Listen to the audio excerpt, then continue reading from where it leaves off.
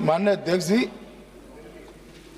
माननीय सदस्य वेणुगोपाल जी ने एक प्रकार से दो मुद्दे उठाए।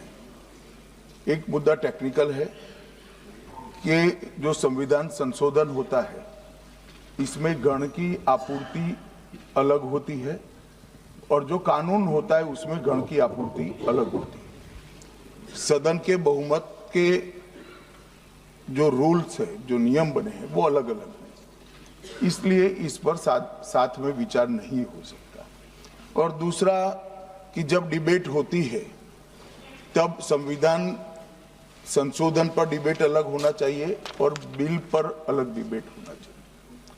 माननीय अध्यक्ष जी, ये जो 3 बिल, एक संविधान संशोधन और 2 बिल सदन के सामने अभी प्रस्तुत किए हैं, उसमें से संविधान संशोधन करने के बाद महिला आरक्षण को लॉजिकल एंड ले जाने के लिए ये 2 कानून जरूरी है, इसलिए 2 कानून साथ में लाए गए। एक प्रकार से संविधान संशोधन होने के बाद जो जरूरियात उत्पन्न होती है उसी में से ये 2 कानून लाने का सोचा गया है।